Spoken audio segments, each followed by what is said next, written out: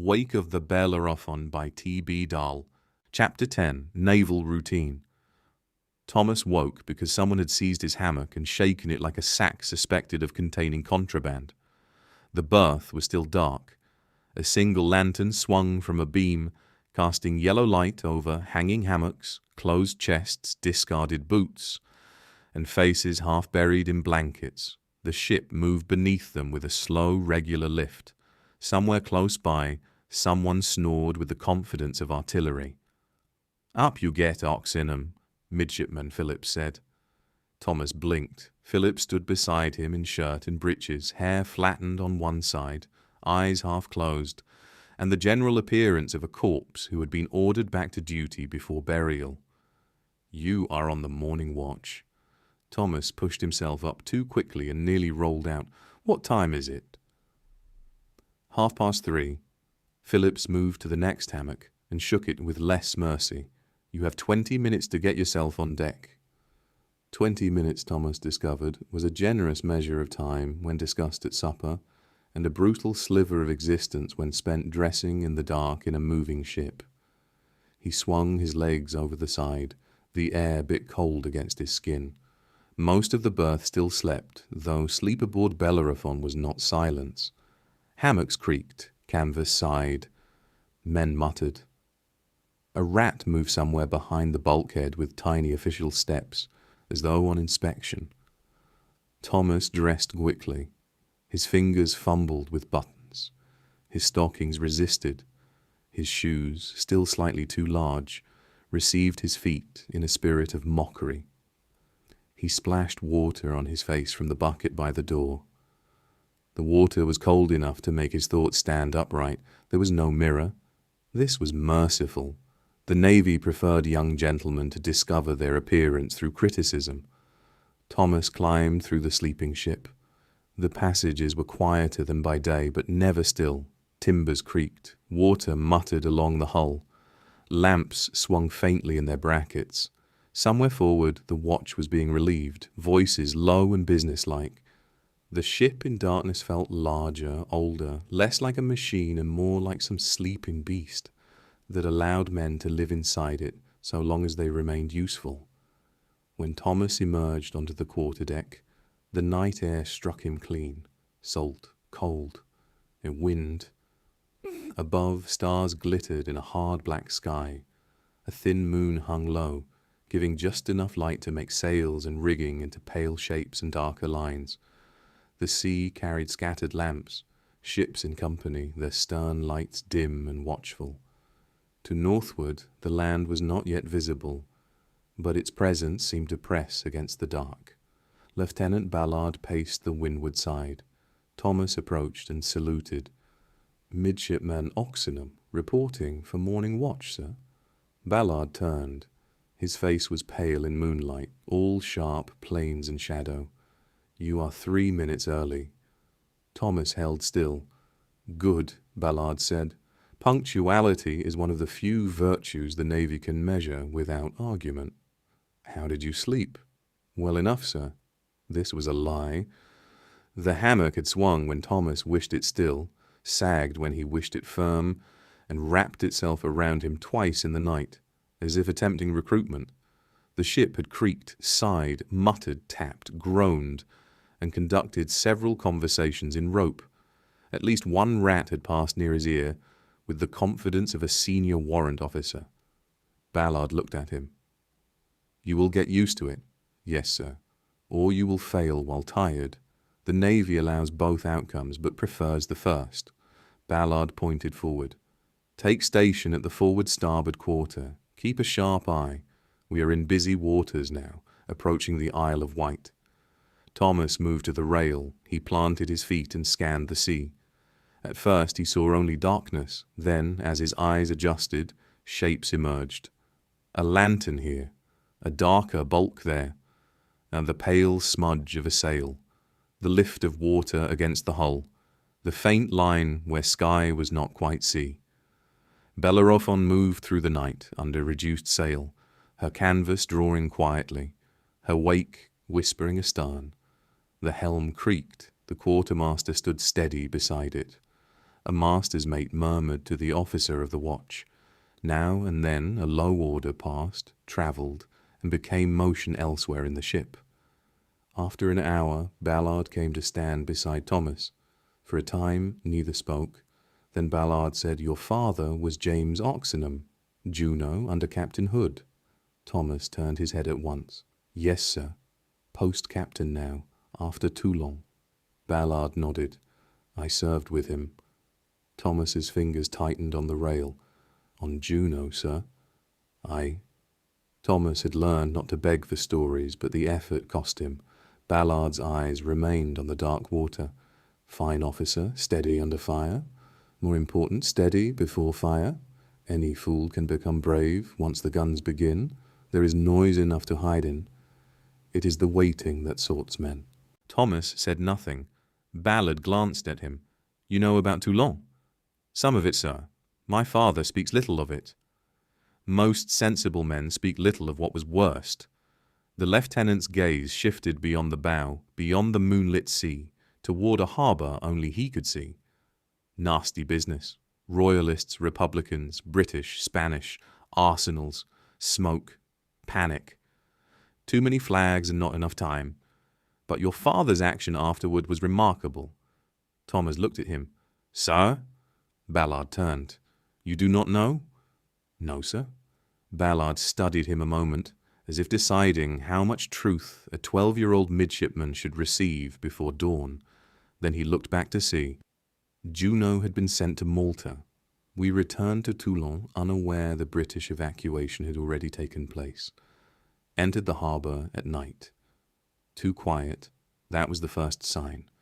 Harbours are never quiet unless something is wrong or everyone in them is dead, and even then the rats make noise." Thomas barely breathed. A French officer came aboard and informed Captain Hood that we were prisoners of war. Republican troops held the port. Batteries covered the harbour. The ship was, by every reasonable argument, trapped. What happened? Your father was officer of the watch. Ballard's mouth twitched, not with amusement but memory. While the French officer was being taken aft, your father gave the order to cut the cables and make sail. Thomas stared. "In the harbour?" "In the harbour? Under the batteries?" "Under the batteries." "That was necessary," Ballard said. The word closed over the rest. The crew moved like lightning. They had been well drilled. A gust came down off the land at precisely the right moment. Providence, luck, seamanship. Men choose names afterward according to temperament. Juno gathered way, swung out, and stood for the harbour mouth before the French properly understood she had declined imprisonment. Ballard's eyes narrowed slightly. They fired. A few shots struck the hull. One went through the stern gallery and frightened the captain's shaving glass beyond repair. No casualties. We cleared the batteries and rejoined the fleet. Thomas felt something rise in him. Pride, yes, but also surprise, and a faint hurt that his father had never told him. Ballard seemed to read some of it. Do not resent his silence. Men who have done something brave often distrust the telling. Men who have not are less burdened. Thomas swallowed. "Yes, sir." "Your father's quickness saved Juno." Hood made sure the Admiralty knew. That helped bring his post rank. The eastern sky had begun to pale. The dark lifted by degrees, revealing the sea in iron strips and grey swells. Ahead, the faint shadow of land showed through haze. Ballard straightened. "You should be proud." "I am, sir." And warned. Thomas looked at him. "Your father's name will open doors," Ballard said. "It will also hang a lamp over you. Men will watch to see whether you are substance or merely inheritance." The words landed cleanly. Thomas nodded. "Now," Ballard said, as if he had given exactly enough family history for one watch, "take the lead line. We are coming into shallower water." For the rest of the watch, Thomas worked. The lead line steadied him. Swing, cast, line hiss. Lead strike. Read the mark. Call. By the mark 7. Again. Deep 6. Again. The cold bit his fingers. The wet line ran through his hands. The ship moved steadily under him. By 8 bells, the sun had cleared the horizon, pale gold over a crowded seascape. Several ships showed under varying sail. Land lay smudged to northward. Gulls appeared, shouting as if they had discovered the navy late and objected to its methods. Thomas was relieved by the forenoon watch. His hands ached. His stomach demanded food. His mind held his father aboard Juno, cutting cables in a French-held harbour, trusting wind, drill, and nerve. Captain James Oxenham had grown larger in Thomas's understanding. This was inconvenient. Sons already carry fathers. It is rarely helpful when fathers become heroic before breakfast. The next weeks made routine of exhaustion. Bellerephon joined Admiral Howe's Channel Fleet off Spithead, and Thomas's life narrowed into watches, drills, study, meals, duties, corrections, and sleep seized in pieces. The ship's day began before dawn. The morning watch from 4 to 8 belonged to cold air, dim horizons, wet decks, low voices, and the slow sharpening of light.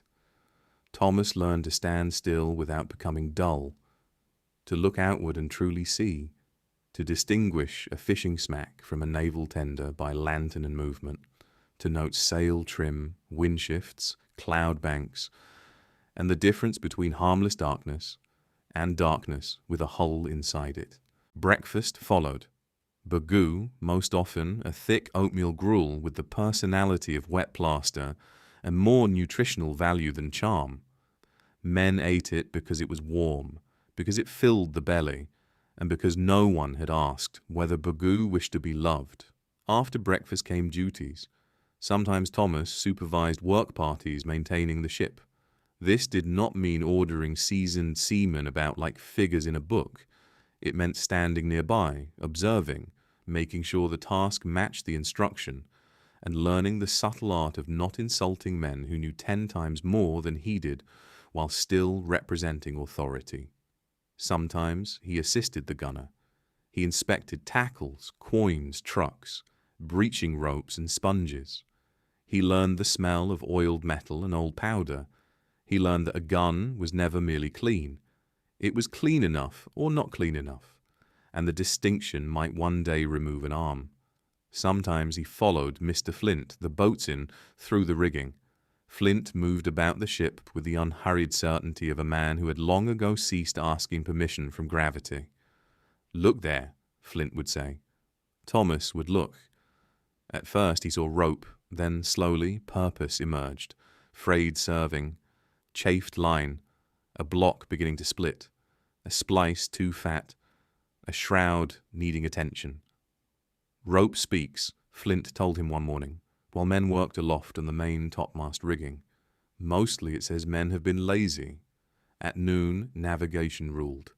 The master and his mates gathered with instruments, tables, slate, and the sun itself, that distant and reliable tyrant.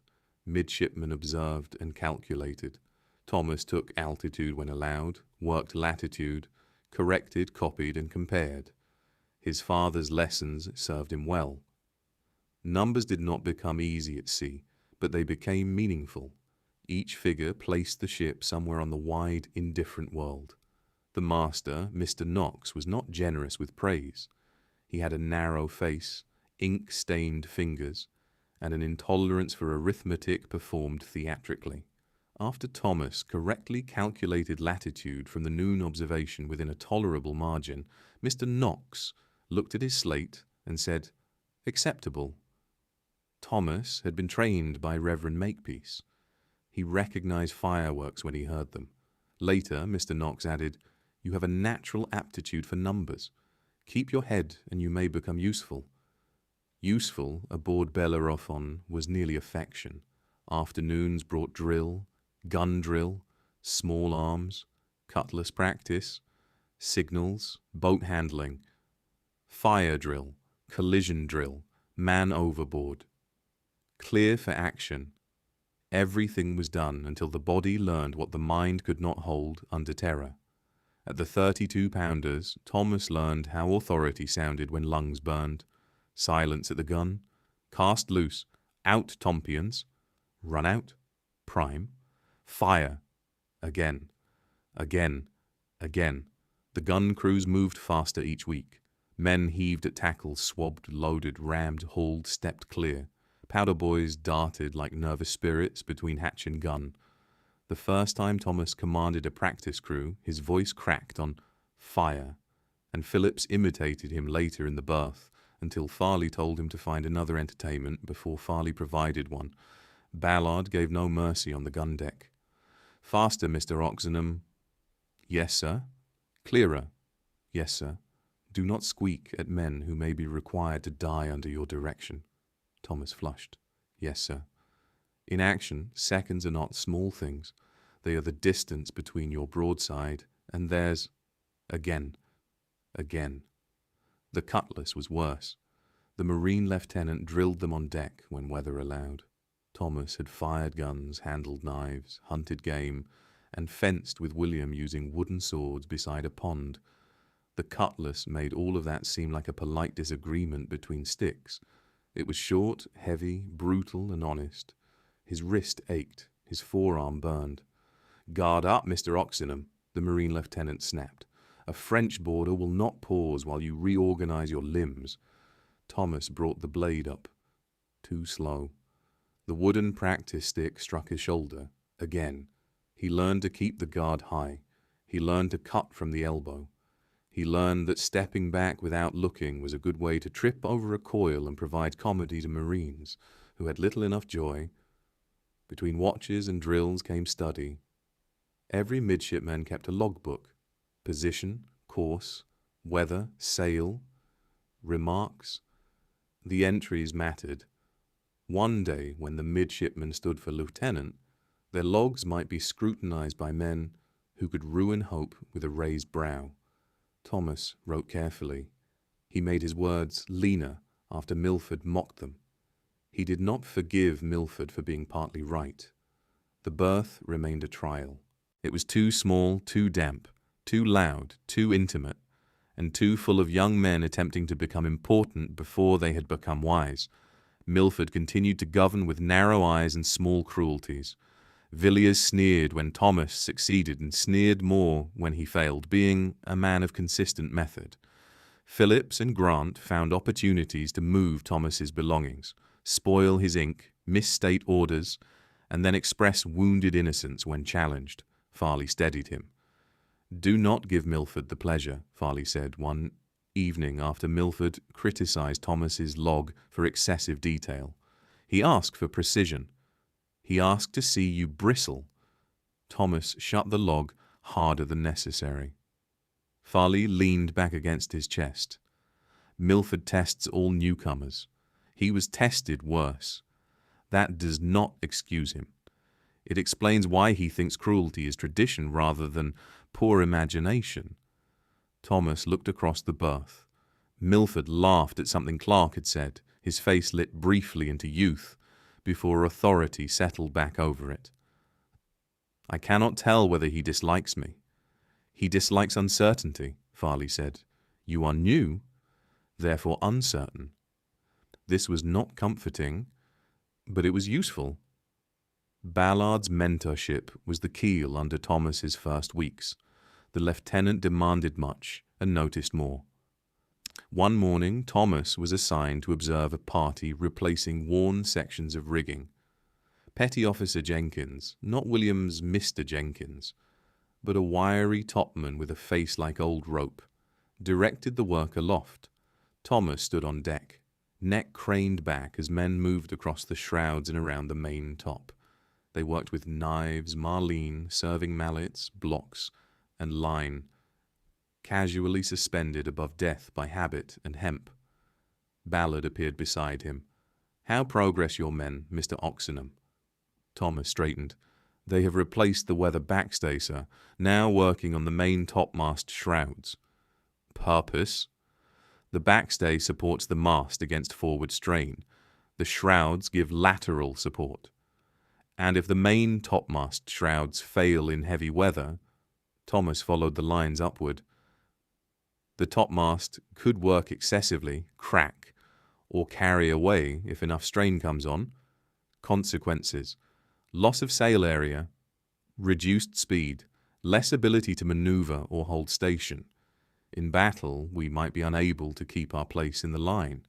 Ballard nodded. You have been studying? Yes, sir. A good officer understands not merely what must be done, but why delay, neglect, or error may kill men who never saw the cause. Thomas looked up at the men aloft. Petty Officer Jenkins said little. He placed the most experienced hands at the critical connections, younger men on hauling and passing, one boy below to 10 tools. No wasted shout, no theatre. Ballard pointed subtly. See how Jenkins disposes his people. Yes, sir. That is leadership. He knows their hands, their courage, their limits. One day you may command men twice your age with 20 years before the mast. Rank gives you the right to speak. Knowledge and judgment decide whether they trust the words. Thomas watched more closely. Yes, sir. Occasionally, on quiet watches, Ballard spoke of James. Not often, never for display. A story might arrive while sunset burned along the sea, or during a cold middle hour when stars filled the sky and the ship's wake whispered white astern. Your father saved my life once, Ballard said one evening. Thomas turned. Ballard kept his eyes forward. Cutting out expedition. French merchantmen under a coastal battery. Boats went in near midnight. We boarded, but I took a blow on the head and went over the side. Would have drowned. Your father went in after me. Thomas pictured it too quickly. Black water, boats, shouts, pistol flashes, his father dropping into the sea. He never told me. No, he would not. Why? Ballard thought a moment. Because to him the important part was that the boat got clear. Thomas held the rail. His father again grew larger and more difficult. Praise came elsewhere too, though not always from those Thomas expected. During gunnery practice, the gunner watched Thomas judge the roll, wait half a breath, and give the order on the upward lift. The shot struck close to the floating cask. Well done, Mr. Oxenham, the gunner said. You have an eye. Thomas felt the words all day. The ship's clerk praised his handwriting. Remarkably legible. Most midshipmen write as though assaulted by geese. Thomas accepted that too. Small praises were rations. One did not waste them. As Bellerephon settled with Howe's fleet, training intensified. The Channel fleet spread across the anchorage and beyond like a forest of masts. Ships of the line, frigates, cutters, tenders, storeships, each carried its own noise, smell, discipline, rumours, and private incompetences. Signals flew constantly, guns exercised daily, powder was checked, water filled, salt provision struck below, sails bent and examined, marines drilled, boats passed between ships with officers' dispatches, spare parts, gossip, and one misplaced goat that had apparently joined the fleet without orders. Bellerephon hummed. Men felt it, not fear exactly. Preparation. Rumour hardened into expectation. A French grain convoy was coming from America, bound for Brest. The Republic needed food. Admiral Howe meant to intercept it.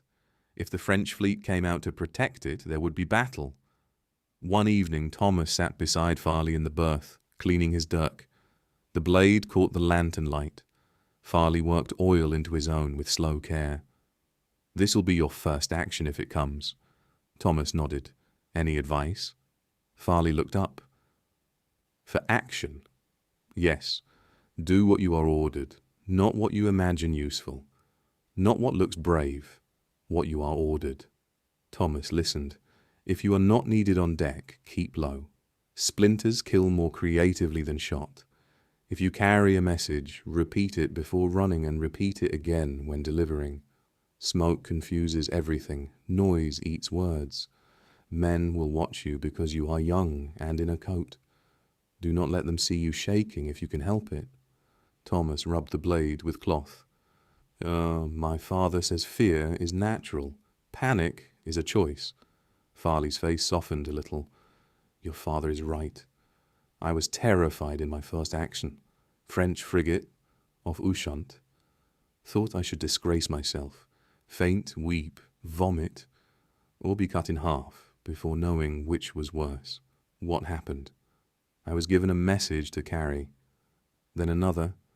Then a powder boy went down and I helped pull him clear. Then a tackle fouled. Then a lieutenant yelled at me. By the time I remembered to be afraid, the firing had stopped. Thomas looked at him. Duty is a useful bucket, Farley said. Pour fear into it. It still sloshes, but you can carry it. That night Thomas wrote in his log, and then in a letter draft he might not yet send. Dear Father, he stopped. There was too much to say and not enough certainty in any of it. He began again. Dear Father, I am learning that a ship is not mastered by knowing names. Though names are necessary, one must know how each thing bears upon another. Mr. Ballard says judgment is the soul of seamanship. I try to remember it. He paused, then added, I heard from Mr. Ballard of Juno at Toulon. He stared at that line for a long time. Then he left it. One evening, under a sky blazing with stars, Ballard joined him at the rail. The fleet lights lay scattered across the dark water, stern lanterns and signal lamps like fallen constellations. We sail with the fleet tomorrow, Ballard said. Thomas's hand tightened on the rail. Admiral Howe has intelligence that the French convoy approaches. The enemy fleet may be at sea. Thomas nodded. His heart had begun to beat harder.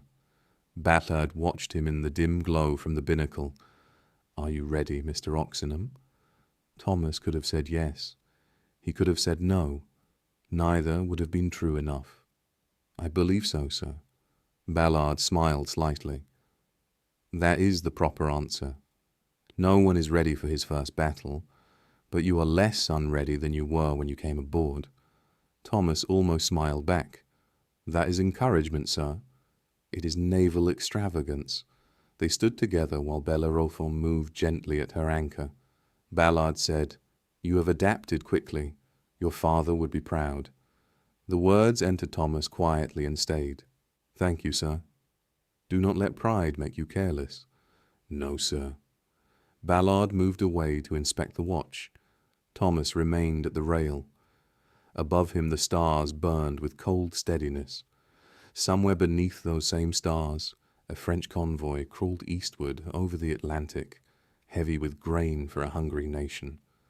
Somewhere near it, perhaps, French ships of the line spread canvas and cleared for war. Somewhere in London, men would later write reports. Somewhere in France, men and women waited for bread. Somewhere in Devon, Anne might be awake, listening to wind against Greystone House. William might be asleep near the forge, his sailor's knife within reach. Eliza might be dreaming of a parrot with manners. And Thomas stood aboard HMS Bellerephon, part of the great wooden machine that would soon try to alter all those lives by force of sail, powder, iron, discipline, and weather. He looked forward into the dark. The horizon could not be seen. It was there all the same. By morning the fleet would move, and with it Thomas Oxenham would sail toward the first true test of everything he had been taught, and several things no one had thought to. The story continues in the next chapter, so make sure to subscribe, leave a comment with your thoughts, and share this video with fellow book lovers.